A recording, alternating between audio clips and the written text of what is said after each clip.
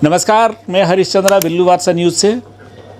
आज हमारे साथ में है कांग्रेस के वरिष्ठ नेता जो इस समय वर्तमान में राज्यसभा सदस्य हैं, यूपी के हैं और अपनी विधानसभा क्षेत्र में अजेय रहे हैं। लगातार 9 बार शायद आप जीते हैं, लगातार 3 बार मेरी बेटी, 9 बार ये खुद जीते हैं और 3 बार इनकी बेटी जीती हैं। वर्तमान में ये राज्यसभा सदस्य हैं। बेबाक टिप्पणी आती है, मुद्दों पर सटीक बोलते हैं, ऐसा इनके बारे में कहा जाता है। इस समय एक जो सबसे बड़ा मुद्दा भारतीय जनता पार्टी के द्वारा छेड़ा गया है, वैसे तो एक लंबे समय से ले रहे हैं, लेकिन अभी मध्य प्रदेश में विधानसभा चुनाव हैं।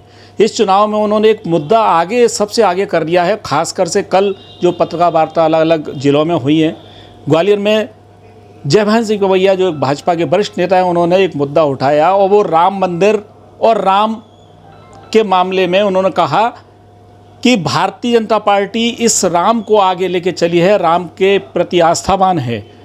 एक उन्होंने जो महत्वपूर्ण बात और जो दी है, अब भाजपा के लोग सोनिया गांधी को कांग्रेस की राजमाता कहने लगे हैं। एक राजमाता शब्द दिया है कांग्रेसियों की। दूसरा उनका एक आरोप ये भी है कि कांग्रेस के लोग राम को नहीं मानते, इसलिए कांग्रेस की नेता सोनिया गांधी या राहुल गांधी या कांग्रेस के कोई बड़े नेता राम मंदिर पर नहीं पहुंचे हैं। तो इस मामले में हम इनसे जानना चाहते हैं, हमारे साथ जो प्रमोद तिवारी जी हैं, उनसे कि उनके क्या राय है, क्या विचार हैं। प्रमोद जी, इस प्रकार से आपने जो देखा, जो इस प्रकार से आरोप लगा रहे हैं राम के प्रति, उसमें आपकी पार्टी का आपका क्या नज़रिया है? अगर आरोपी आरोप लगाने लगे तो फिर उसका जवाब नहीं देना चाहिए।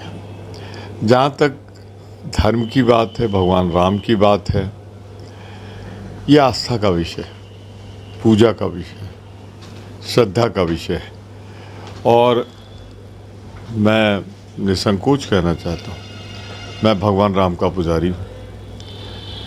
कांग्रेस पार्टी मानती है कि धर्म आस्था का विषय है और हर किसी को उसके अनुसार मानने का हक है। पर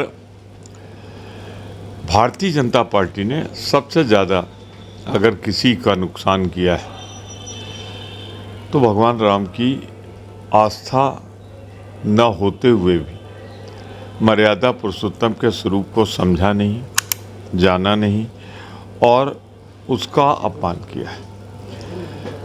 जो मंदिर में आस्था के विषय जो हृदय में रखने को है, भारतीय जनता पार्टी ने उसे बैलेट पेपर में पहुंचा दिया। इसलिए कि आज महंगाई, बेरोजगारी, भ्रष्टाचार, जिस तरह से दुश्मन देश चीन ने हमारी ज़मीन पर बलपूर्वक कब्जा कर रखा है, हम नहीं जा सकते उन चौकियों पे, और सारे राष्ट्रीय स्तर पर हम अंतर्राष्ट्रीय स्तर पर ये हमारी स्थिति होगी। प्रधानमंत्री जी का प्लेन टेक ऑफ करता है ऑस्ट्रेलिया कनाडा से और वहाँ बच्चे निकाल दिए जाते हैं। यही नहीं, कतर जैसा छोटा सा देश 8 लोगों को फांसी पे, हमारे नौसेना के जो बहादुर अधिकारी थे, पूर्व अधिकारी थे, उनको फांसी चढ़ाने का हुक्म दे देता है। तो कुल मिलाकर उस मुद्दे पे तो नहीं लड़ सकते जिन्होंने भगवान राम को। मेरा कहना, भारतीय जनता पार्टी कभी नहीं चाहती थी कि राम का मंदिर बने, क्योंकि विवाद रहते तक उसको वोट मिलता था। अब जब विवाद समाप्त हो गया तो वोट ही नहीं मिलता इस राम को। कांग्रेस जरूर चाहती थी कि ये मुद्दा बातचीत से हल हो। कांग्रेस ये जरूर चाहती थी कि ये मुद्दा बातचीत से हल ना हो तो फिर न्यायालय का परिणाम, जो भी परिणाम आए उसको दोनों माने।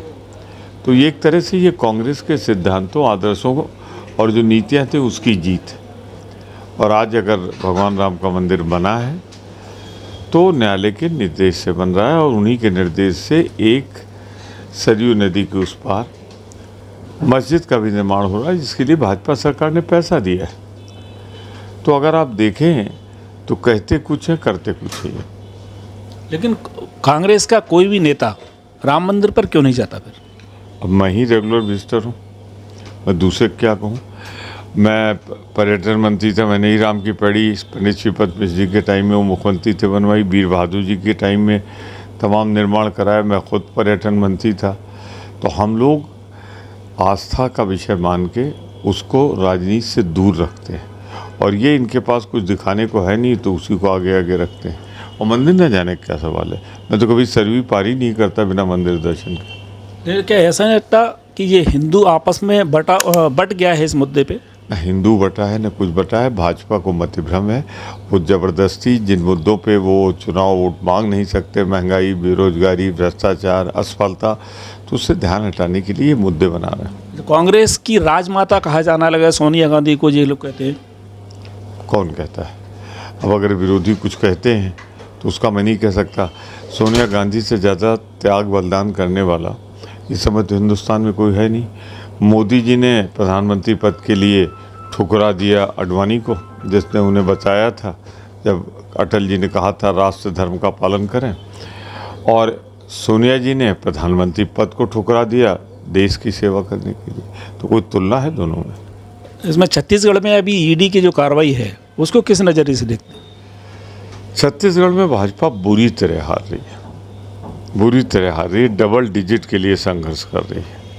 ऐसे समय में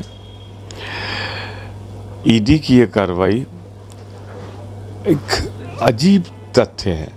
कार्रवाई मार्च 2022 में शुरू की बघेल जी ने, मुख्यमंत्री ने, तमाम लोगों पे छापे मारे, गिरफ्तारियां की इसी ग्रुप के, महादेव ग्रुप के। अब वो दोनों भाग गए हैं, दुबई में रह रहे हैं। तो दुबई से तो पकड़ लाने का काम भारत सरकार का है ना, उनका, वो नहीं पकड़ पा रही, ला भी नहीं रही। और महादेव ग्रुप चिढ़ा हुआ है बघेल जी से और वहाँ की सरकार से, क्योंकि उन्होंने उनके खिलाफ कार्रवाई कराई।